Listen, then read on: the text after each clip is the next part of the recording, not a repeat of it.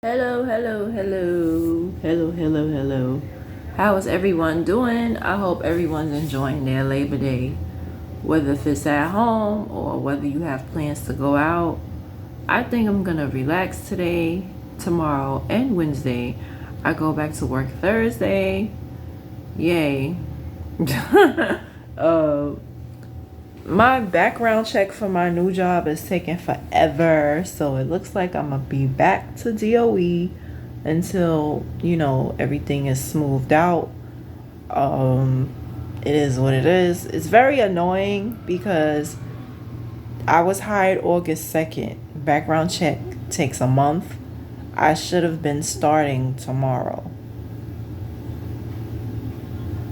So the fact that everything is delayed and pushed back is just so annoying to me. It's just like, why is the universe treating me like this? And then I have to be optimistic because I don't want to go crazy. So it's like, just for me, like many doors you close, just for me. Hopefully the door's not closed, because I was hard, right? So yeah. But I thank God in advance for my blessings. God knows the desires of my heart. I was about to say prayers of my heart. But today I wanted to talk about a very important topic because it was on my mind. So why not talk about it? And I think I have like a little case of PTSD from my ex because it's like any little thing I'll just think about him and get really like he's the only person I could truly say that every time I think about him, I get very angry. And that's not good. You know, Anybody else, whether if it's my military ex, the broke businessman, I have nicknames for all of them, or even someone that I had casual relations with, or if I briefly dated them, we never did anything. I could think of positive moments and I feel good. But when it comes to my ex, it's like we had good times, but I don't care to think about that. I really don't because his bad was so bad it outweighed his good. And he probably doesn't even care, you know. And that's the thing with these men, like I think when they do things, they don't care. Like they're comfortable in their lifestyle, they're comfortable in the things that they do to people, and they really don't care. And it's sad, you know. But yesterday I was talking to my homegirl, we had went out or whatever, and I was talking about him to her, and I was like, he was just so selfish to me. But when it came to other people, they came first. And any little thing, like the guy I told y'all I met at BAM, he lied about having a job. That was like the biggest reason why I cut him off. But another reason was I didn't like the fact that he put his friends before me. Now, we never went on a date, but I'm going to tell y'all. So what really triggered me was we were on the phone, and I feel like people should have phone manners. Like if we're friends and I'm on the phone with you, for the most part I could truly say people will tell me to hold on, and they tell the other person, hey, I'm on the phone with Crystal. That's what most people do. They'll be like, hold on, Crystal, or I'll call you right back, Crystal. And they do. So that's what I've gotten used to. That's the phone manners that I know. And I do the same thing. If I'm on the phone with my friend and my father calls me, I'm not going to hang up on the phone with my friend to call my father back unless if I'm not interested in a conversation. And that's very rare. I don't do that to people. If I don't want to talk to you, I'm going to just block you. That's just me, right? But if I'm engaged in conversation and the person matters to me, I'm not going to, oh, my father calling by. You know what I'm saying? And he used to do that to me. It could be T-Mobile calling. It could be a bill collector. He will stop talking to me and he would, oh, somebody on the other line. And he did that all the time. And so this guy that I met at BAM, I'm on the phone with him and he's like, oh, my friends just came over. I have to talk to you later. And I thought that was wrong because I was on the phone before. First of all, why are your friends popping up at your apartment and you're 35? Like when you're 21 or 25, yeah, that's cute. Oh, my friends are over. Nigga, you 35. If you on the phone, what he should have did is he should have stayed on the phone with me and just let his friends know, like, hey, I'm on the phone, whatever. Like, and then on top of that, it shows that you don't have any boundaries. Like your friends could just pop up at your apartment. Like that didn't make sense to me at 35 years old. Like, sure, like when you first get your apartment, and this is for ladies and gentlemen, when you first get your apartment in your 20s, most of us, we moved out in our 20s, right? Some of us late 20s. For me, early 20s, I was 23. That's gonna happen because your friends are excited, like, wow, Crystal has her own place, da da da. But you have to set boundaries. Like, my friends only did that to me once or twice, and I didn't have to tell them, oh, da da da. They already knew Crystal got a son. Crystal might have a nigga. Crystal works, right? So they kind of, without me even telling them, they kind of knew, like, okay, we not just gonna. And then also my friends are busy too, even back then. My friends had full-time jobs and kids, and even the ones who didn't have kids, they were very busy. So nobody was just popping up at my house, you know what I mean? Not like it happened like once, but I wanted them to come over anyway. What happened was I had canceled it and they was like, no, don't cancel it. Something like that. It was like once or twice. It wasn't a habit. And my father, he used to pop up to the point I had to take the key away from him. But I feel like it happens when you first move out. Like the people in your life are adjusting. So for him, I'm like, he said he was 35. He could have been younger, but he said he was 35, same age as me. And I did not like that. I did not like it at all. It triggered me, and I was like, yo, because that's what I went through with my ex. Like, I could be telling my ex something really important, and he would stop our conversation and say, my friend is calling me, and would never call me back. Or I would be home alone, and I call him, and he would be like, I'm with my friends, I'm with my friends, I'm with my friends, I'm with my friends. And I kid you not, when we first met, he was always with his friends. And another reason why I had a problem with it, he used to talk so negative about these people, saying, oh, one of them is a mama's boy, this one, this. He never spoke well of his friends. And I'm like, you need to change your friends, because we all talk about people, but there's no way that I'm going to be hanging with somebody all the time and I have nothing but negative things to say about them. That's what you call fake, right? So that's what I couldn't understand about him. He also said one of his close friends was using him to buy cigarettes and beer. Like literally his friends was using him a lot of the time. So I couldn't understand, why are you around these people? You don't have nothing nice to say about them. You just around them for what? Then he was like how he didn't want to move. Mind you, this dude was twice my age. He lied about his age. He gonna say he don't want to move from Harlem because, oh, all my friends is here. Who says that? Who says that? Like, that sounds so immature. Like, you got college kids that don't even think like that. You know what I'm saying? Like, that's like a high school kid saying, well, I don't want to go away to school because none of my friends are going away to school. And honestly, it would be understandable that they say that because they're so young.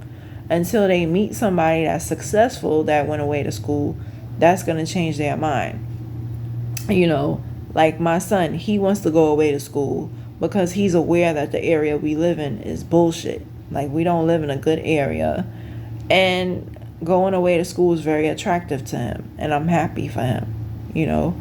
But when he said that, I was like, what? He was like, oh, I don't want to leave Harlem because all my friends is here. Your friends is at retirement age. They either gonna drop dead, and this is not me being cynical or negative. And I said this to him. I said they either gonna move out of state because most people who retire statistically, they have to move out of state because New York City is too expensive. Like that's just I'm keeping it real. Everybody knows this. Most people cannot stay here upon retirement because it is too expensive, right? So, and I said that to him. I said, for you to stay somewhere because of your friends and you think you're going to miss the neighborhood, that's stupid to think like that because even people that's my age are leaving the state. Everyone's leaving. No one's staying here. No one. A lot of people, I'm blessed to have family here. Like most of my cousins and stuff, you know how most black people, they got family down south. The family that's down south, I do not know them. There's only one aunt that I know. She moved in 2000 to North Carolina. But most of my family on both sides is here in New York City in the boroughs. So I'm blessed for that. We not close, but you know, if I wanted to have a gathering or something, everybody's here in Brooklyn and Queens for the most part. And then one of my cousins, he lives in Connecticut, which isn't too bad, you know. But most of us are right here in the boroughs, you know. So it's just like most people, and then his friends was dropping dead one by one. Y'all are old, so what are you talking about?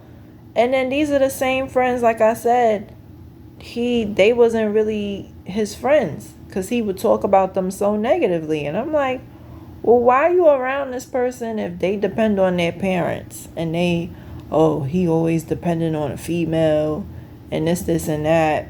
And he would trust these people with his car. He would trust these people for different things. And I'm like, what? Friends like you, who needs enemies? You talking shit about them. Like, it didn't make sense to me, you know. But I said all that to say this. To my ladies and my fellas, I'm talking to everybody. What is important? And like for me, a lot of things are important, but you cannot put your friends ahead of me. You have to have a balance. And that's something that some dudes, they don't know how to do it and they don't want to learn how to do it, right? You cannot keep saying when you're dating someone, oh, it's 7 days in a week and you with your friends 5 days out the week. That's not acceptable. Like, we didn't really start spending real time together until COVID. Like, when COVID happened, that's when he was here 5 and 6 days out the week and stuff like that, or whatever. Right? Because I had broke up with him the first time. And then,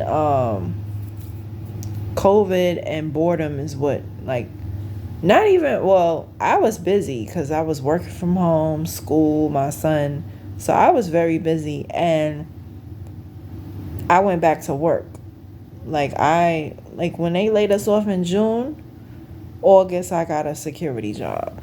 So that was one thing for me, I personally was not bored. But I was bored as far as like, it was nobody else, like type stuff, you know. I was talking to the gym teacher. It didn't work out. And we kind of fell off when COVID happened naturally. And then the guy from Facebook that I met 2021, it didn't work out. So I ended up going back to my ex because of no candidates. You know, so also one thing I was thinking about today that really bothered me was he didn't listen. So a lot of people, what I noticed with 40 and over, they love to talk on the phone. But some of y'all don't know how to listen. Some of y'all don't know how to retain information. And I'll never forget when I got so pissed at him because clearly he didn't listen.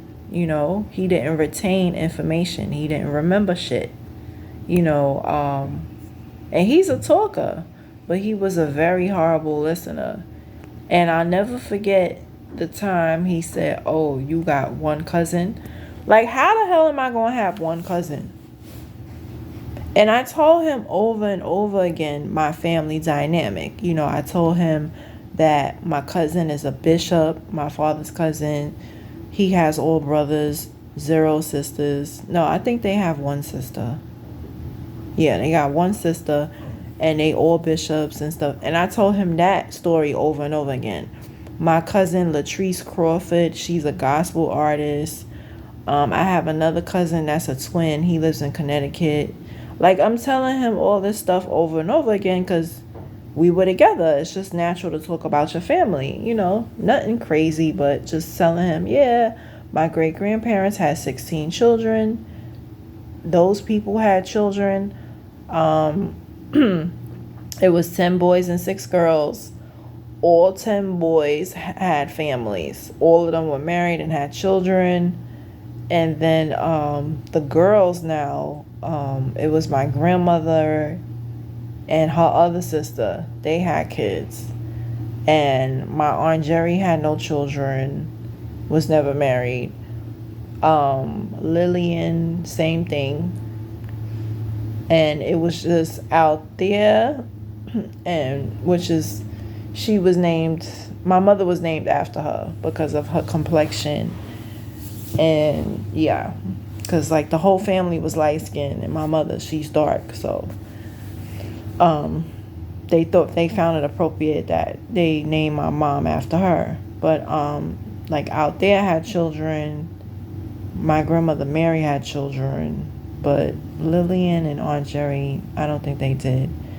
And who was it? Lillian, Aunt Jerry out there, Mary. I don't know who the other 2 girls were. But yeah, mostly everybody had kids. So naturally, yeah, that's a lot of cousins. And I told him this repeatedly because we always used to talk about his family too, how his grandparents had 10 kids. So obviously it's a bunch of people up in there. All of us have a bunch of cousins. Who don't have a bunch of cousins? Like, so when he was like, "Oh, you got one cousin," I'm like, wow, so everything I told you about my family, you never listened. And I think that was like the last straw for me. And some people might say, "Oh, that's petty," but you have to understand there was so many instances of him not listening. The very, very last straw for me was towards the end after I was done with him and I stopped sleeping with him and everything. But I felt like, oh, we could be friends. Please. He would have made a horrible friend. And he was a horrible person. But it started to turn like prison calls. So I wanted to say that too. Like, if somebody actually cares about you, they're not going to rush you off the phone. And this is not just articles I read from Psychology Today, but it's common sense. If someone cares about you, they're going to listen to what you have to say. I don't care what the situation is. They busy. They got a lot on their mind. If someone who claims to care about you, right, they are going to listen. They are. They're going to stop what they're doing and they're going to listen. So towards the end, he used to give me prison calls. And I said to him, I said, "Why are you calling me?" And for me personally, a lot of people over 40 are anti-text. They they rather call. If you inviting me to a party, why are you calling me? Or if you know you're not going to listen to me, you think I'm boring or whatever. And he said that too. He's like, "Oh, when he met me, he felt like I was boring." Okay, so why you keep pursuing me? Why every time I was cutting you off, you coming to me? I wasn't coming to you. So that's what pissed me off. But the last strike for me was we were on the phone for 10 minutes and he said, "I gotta go." And he was doing that for like a year. I allowed it. And so that was the last straw for me, because why are you calling me to 10 minutes later, you gotta go. You're calling me. I'm not calling you. It's different if I'm calling you and if I have to go. But you calling me and you every 10 minutes, I gotta go. Don't call me. Then you're not listening to nothing I'm saying. It shows lack of interest.